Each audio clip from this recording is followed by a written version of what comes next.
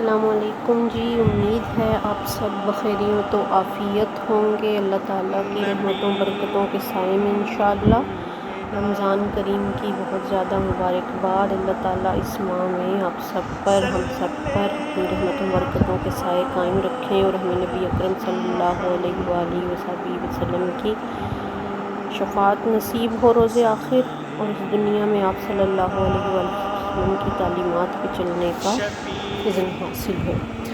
تو آج کا جو اقتباس ہے وہ ڈاکٹر اسرار احمد کی کتاب رسول اکرم صلی اللہ علیہ وآلہ وسلم اور ہم، اس کتاب سے لیا گیا ہے۔ امید کرتی ہوں کہ آپ کو پسند آئے گا، اور اس میں سے جو باب میں آپ کے سامنے پیش کرنے جا رہی ہوں، جو والیوم میرے پاس موجود ہے، اس کے صفحہ نمبر 14 پہ موجود ہے غیر مسلموں کا اعتراف اور شہادت۔ کس بارے میں؟ نبی اکرم صلی اللہ علیہ وآلہ وسلم کی ذات پاک اور آپ صلی اللہ علیہ وسلم کی عظمت کے بارے میں۔ تو پیش خدمت ہے۔ واقعہ یہ ہے کہ 20ویں صدی اس اعتبار سے نمایاں ترین صدی ہے کہ سابقہ صدیوں کے دوران حضور صلی اللہ علیہ وآلہ وسلم کی ذات مبارکہ سے جو تعصب غیر مسلموں کو تھا، وہ رفتہ رفتہ اس صدی کے دوران ختم ہوا ہے، اور اس صدی کے دوران آپ صلی اللہ علیہ وآلہ وسلم کی عظمت کا اس پہلو سے اعتراف اور اقرار تدریجاً پوری دنیا میں ہوا ہے۔ اس صدی کے بالکل آغاز میں اسی شہر لاہور میں ایم این رائے نے 1920 میں بریڈلا ہال میں، ابھی اس صدی کیوں کہا جا رہا ہے یہاں پہ، کیونکہ میں یہ کوٹ کر رہی ہوں ڈاکٹر اسرار احمد کے اپنے الفاظ، تو وہ 1900 کی بات کر رہے ہیں، تو اس لیے اس جو لیکچر انہوں نے اس وقت دیا تھا اس کو وہ اس صدی کہہ کر پکار رہے ہیں، یعنی 1920 کی بات کر رہے ہیں کہ ایم این رائے 1920 میں بریڈلا ہال میں، جو اب شاید کھنڈرات کی صورت اختیار کر گیا ہوگا یا وہاں کوئی اور چیز تعمیر ہو چکی ہوگی، بریڈلا ہال میں 1920 میں ایم این رائے نے ایک لیکچر دیا تھا جس کا موضوع دی ہسٹوریکل رول آف اسلام تھا۔ یہ کتاب اب بھی ہندوستان میں طبع ہوتی ہے، جسے ممبئی کا ایک ناشر شائع کرتا ہے۔ میں نے حیدرآباد دکن میں اس کا نسخہ دیکھا ہے، لیکن پاکستان میں کہیں دستیاب نہیں ہے۔ ایم این رائے کون تھا؟ یہ کمیونسٹ انٹرنیشنل کا ممبر تھا۔ روس میں 1917 میں اشتراکی انقلاب آیا، اور اس کے بعد پوری دنیا میں اس کا بڑا چرچا ہوا۔ اس کے بعد عالمی سطح پر کمیونزم کی جو تنظیم قائم ہوئی وہ کمیونسٹ انٹرنیشنل کہلاتی تھی۔ دنیا کے چوٹی کے انقلابی لوگ اس کے ممبر تھے۔ ایم این رائے ہندوستان کی جانب سے اس کا رکن تھا، جو کہ خود بہت بڑا انقلابی شخص تھا، لیکن وہ دی ہسٹوریکل رول آف اسلام میں صاف صاف کہتا ہے اور بڑی تفصیل سے کہتا ہے کہ تاریخ انسانی کا عظیم ترین انقلاب وہ تھا جو محمد عربی صلی اللہ علیہ وآلہ وسلم نے برپا کیا تھا۔ حضور صلی اللہ علیہ وسلم کے جانشینوں اور جانثاروں نے جس صورت کے ساتھ فتوحات حاصل کی، اور عراق، شام، ایران، مصر جس تیزی کے ساتھ فتح کیے، اگرچہ اس تیزی کے ساتھ تاریخ انسانی میں فتوحات پہلے بھی ہوئی ہیں، ریکارڈ پر ہے کہ سکندر اعظم مقدونیہ سے چلا تھا اور دریائے بیاس تک پہنچا، اور وہ جس تیزی کے ساتھ علاقے فتح کرتے ہوئے آیا وہ اپنی جگہ بہت بڑی مثال ہے۔ وہ تو مغرب سے مشرق کی طرف آیا تھا، جبکہ اٹیلا مشرق سے مغرب کی طرف گیا تھا۔ چین کے شمال میں صحرائے گوبی سے نکل کر وہ ڈینور کی وادی تک جا پہنچا تھا، لیکن ایم این رائے کہتا ہے کہ ان فاتحین کی فتوحات محض ہوس ملک گیری کا شاخسانہ تھیں۔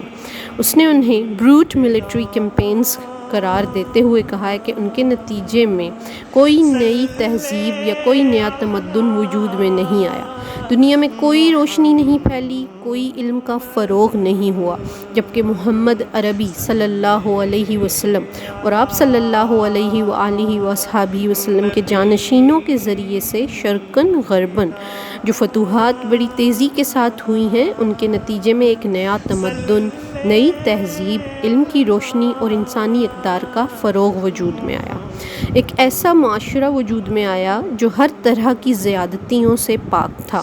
اس میں سیاسی جبر نہیں تھا، اس میں معاشی استحصال نہیں تھا، اس میں کوئی سماجی فرق و تفاوت نہیں تھا۔ جیسے کہ علامہ اقبال نے محمد رسول اللہ صلی اللہ علیہ وسلم کے بارے میں کہا ہے، در شبستان ہیرا خلوت گزید، قوم و آئین و حکومت آفرید۔ دنیا میں اور بھی بڑے بڑے لوگ رہے ہیں جو سالہ سال تک پہاڑوں کی غاروں کے اندر تپسائیں کرتے رہے ہیں، لیکن محمد عربی صلی اللہ علیہ وسلم نے غار ہیرا میں چند روز کے لیے جو خلوت گزینی اختیار کی تھی وہ اس قدر پروڈکٹیو اور نتیجہ خیز تھی کہ اس سے ایک نئی قوم، نیا تمدن، نیا آئین اور حکومت وجود میں آ گئی۔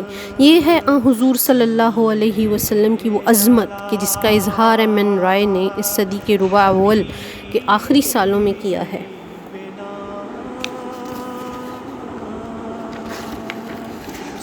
من رائے جو مسلمان نہیں تھا، ہندو کمیونسٹ تھا، دوسری طرف اس صدی کے ربع آخر میں وہ ابتدائی سالوں میں امریکہ میں ڈاکٹر مائیکل ہارٹ کی کتاب The 100 1980 میں منظر عام پر آئی، جس میں اس نے پوری معلوم تاریخ انسانی کا جائزہ لیا ہے کہ تاریخ کے سفر کے دوران کن کن شخصیات نے اس تاریخ کے دھارے کا رخ موڑا ہے۔ اس نے ایسے 100 افراد کو چن کر ان پر کتاب لکھی ہے اور ان کے اندر بھی درجہ بندی گریڈیشن کی ہے کہ کس شخصیت نے سب سے زیادہ تاریخ کے دھارے کو متاثر کیا اور سب سے زیادہ گھمبیر انداز میں اسے موڑا ہے۔ چنانچہ اس نے حضرت محمد صلی اللہ علیہ وسلم کو اس درجہ بندی میں سب سے اوپر رکھا ہے۔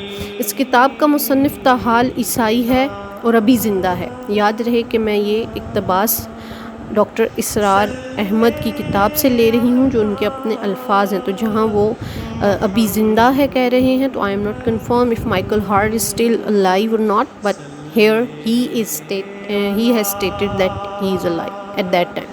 وہ حضرت عیسیٰ علیہ السلام کو تیسرے نمبر پر لایا ہے جبکہ نیوٹن کو دوسرے نمبر پر لایا ہے۔ نیوٹن کی فزکس نے جس طرح سے تاریخ انسانی کو متاثر کیا ہے اس میں واقعتاً کوئی شک نہیں۔ سائنس اور ٹیکنالوجی کے پورے ایکسپلوژن کا نقطۂ آغاز نیوٹن ہے۔ شخصیات کے انتخاب اور درجہ بندی میں مؤلف نے کوئی مذہبی پہلو مد نظر نہیں رکھا، نہ ہی اپنے عقائد کو پیش نظر رکھا ہے، بلکہ اس کا موضوع ہی یہ ہے کہ تاریخ انسانی کے دھارے کے رخ کو موڑنے والی کون کون سی شخصیات ہیں۔ ان شخصیات میں نمبر 1 پر محمد رسول اللہ صلی اللہ علیہ وسلم، نمبر 2 پر نیوٹن اور نمبر 3 پر حضرت مسیح علیہ السلام ہے۔ مسلمانوں میں سے اس نے ایک اور شخصیت کو ان 100 کی فہرست میں شمار کیا ہے اور وہ ہیں ٹھیک 50ویں نمبر پر حضرت عمر فاروق رضی اللہ تعالیٰ عنہ۔ اب یہاں ایک سوال پیدا ہوتا ہے، بلکہ اس نے خود سوال اٹھایا ہے کہ میں ایک عیسائی ہوں اور عیسائی ہوتے ہوئے محمد صلی اللہ علیہ وسلم کو میں نمبر 1 پر کس اعتبار سے رکھ رہا ہوں۔ یہ کوشچن اس کے مائنڈ میں آیا، اس نے پوچھا یہاں پہ، اور اس کا جواب وہ خود دیتا ہے۔ My choice of Muhammad to lead the list of the world's most influential persons may surprise some readers and may be questioned by others, but he was the only man in history who was supremely successful on both the religious and secular levels۔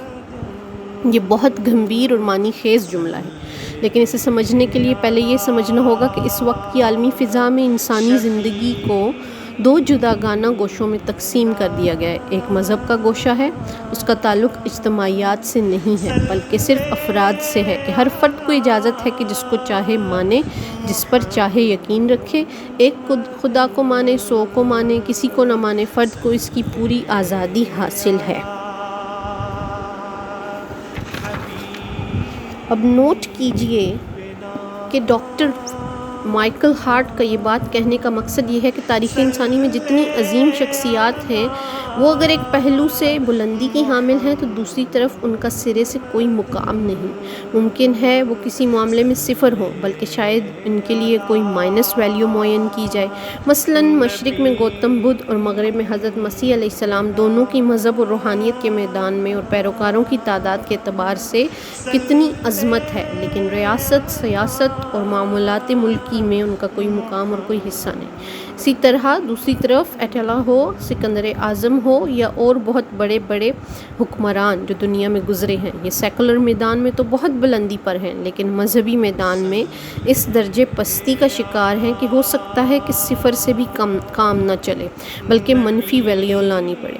Sikandar اعظم کے لیے تو لازماً کوئی نہ کوئی منفی value لانی پڑے گی۔ مائیکل ہارٹ کا کہنا ہے کہ پوری انسانی تاریخ میں صرف اور صرف ایک ہی انسان دا اونلی مین ہے جو دونوں میدانوں میں انتہائی بلندی پر ہے. He was the only man in history who was supremely successful on both the religious and secular levels. یعنی اور کوئی ہے ہی نہیں، ان کا تقابل کیا ہوگا. سبحان اللہ. یہ میں نے آپ کو صدی کے اس سرے اور اس سرے سے 2 مثالیں دی ہیں. اب ذرا صدی کے درمیان سے بھی مثال دے دوں. ایچ جی ویلز برطانوی سائنٹیفک فکشن رائٹر کی حیثیت سے بہت شہرت رکھتا تھا. اس نے بڑے اچھے ناولز اور کہانیاں لکھی جن میں اس نے یہ عکاسی کی سائنس کدھر جا رہی ہے. سائنس کی جو ایجادات اور جو اکتشافات ابھی ہونے تھے ان کو پہلے سے ویژولائز کر کے ان پر اس نے اپنی کہانیوں اور ناولز کے بنیادی خاکے اور پلاٹس کو مبنی کیا. لہٰذا وہ سائنٹیفک فکشن کے اعتبار سے مشہور ہے، لیکن اس کے ساتھ ہی اس نے تاریخ عالم پر 2 کتابیں A Short History of the World اور Concise History of the World لکھی. مؤخر الذکر کتاب زیادہ ضخیم ہے اور اس میں حضور صلی اللہ علیہ وسلم پر جو باب ہے اس میں میں اپنے دل پر جبر کر کے آپ کو بتا رہا ہوں کہ ابتدا میں حضور صلی اللہ علیہ وآلہ وسلم کی ذاتی، نجی اور خانگی زندگی پر نہایت رقیق حملے کیے ہیں. یوں سمجھیے جیسے 2 ملعون نام نہاد مسلمانوں، انگلینڈ میں سلمان رشدی اور بنگلہ دیش میں تسلیمہ نسرین نے حضور صلی اللہ علیہ وسلم کی شخصیت پر جس قدر چھینٹے اڑائے ہیں، اسی طرح کے چھینٹے ایچ جی ویلز نے حضور صلی اللہ علیہ وآلہ وسلم کی ذات مبارکہ پر خصوصاً خانگی زندگی کے حوالے سے اڑائے ہیں. لیکن جب وہ اس باب کے اخیر میں پہنچتا ہے اور خطبہ حجۃ الوداع کا ذکر کرتا ہے تو حضور صلی اللہ علیہ وآلہ وسلم کی عظمت کے سامنے گھٹنے ٹیک کر خراج تحسین پیش کرنے پر مجبور ہو جاتا ہے. وہ آپ صلی اللہ علیہ وآلہ وسلم کے الفاظ نقل کرتا ہے: لوگوں، کسی عربی کو کسی اجمی پر کوئی فضیلت نہیں، اسی طرح کسی اجمی کو کسی عربی پر کوئی فضیلت نہیں. کسی سرخ و سفید رنگ والے شخص کو کسی سیاہ فام پر کوئی فضیلت حاصل نہیں، اور اسی طرح کسی سیاہ فام کو کسی سفید فام پر کوئی فضیلت حاصل نہیں. فضیلت کی بنیاد صرف تقویٰ ہے. تمام انسان آدم کی اولاد ہیں اور آدم کی تخلیق مٹی سے ہوئی ہے. ان جملوں کا وہ باقاعدہ حوالہ دیتا ہے اور پھر لکھتا ہے: Although the sermons of human freedom, fraternity and equality were said before, we find a lot of these sermons in Jesus of Nazareth. But it must be admitted that it was Muhammad who, for the first time in history, established a society based on these principles. اگرچہ انسانی حریت، مساوات اور اخوت کے واعظ تو دنیا میں پہلے بھی بہت کہے گئے ہیں، اور ہم دیکھتے ہیں کہ ان چیزوں کے بارے میں مسیح ناصری کے ہاں بھی بہت سے مواعظ حسنہ ملتے ہیں، لیکن یہ تسلیم کیے بغیر چارہ نہیں کہ یہ صرف محمد عربی صلی اللہ علیہ وآلہ وصحبہ وسلم ہی تھے جنہوں نے تاریخ انسانی میں پہلی مرتبہ بالفعل ایک باضابطہ معاشرہ انہی اصولوں پر قائم کر کے دکھایا ہے.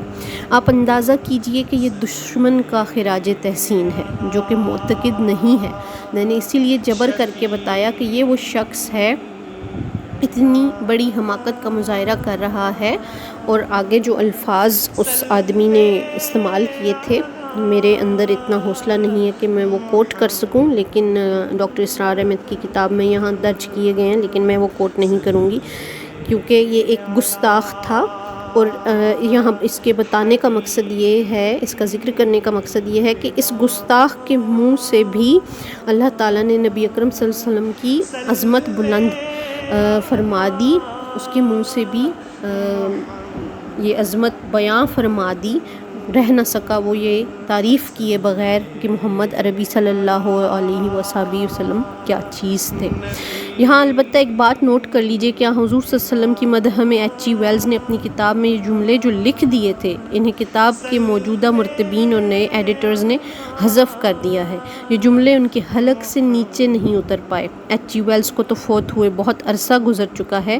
اب concise history of the world کا جو نیا ایڈیشن شائع ہوا ہے اس میں وہ جملے حذف کر دیے گئے ہیں. یہ وہ کڑوی گولی تھی جو ان کے حلق سے نیچے اتر نہیں پائی. لیکن آپ کو پنجاب پبلک لائبریری یا کسی اور پرانی لائبریری سے یہ پرانے نسخے مل جائیں گے جن میں مذکورہ بالا الفاظ موجود ہیں. تو یہاں پہ ڈاکٹر اسرار احمد نے تین لوگوں کا نام لیا اور تینوں ہی غیر مسلم، صحیح ہے، جنہوں نے اپنی اپنی ٹائم میں آقا کریم صلی اللہ علیہ وسلم کی شان میں الفاظ کہے، جو کہ میں نے آج اقتباس آپ کے سامنے پیش کیا ہے ڈاکٹر اسرار احمد کی کتاب رسول اکرم صلی اللہ علیہ وسلم اور ہم۔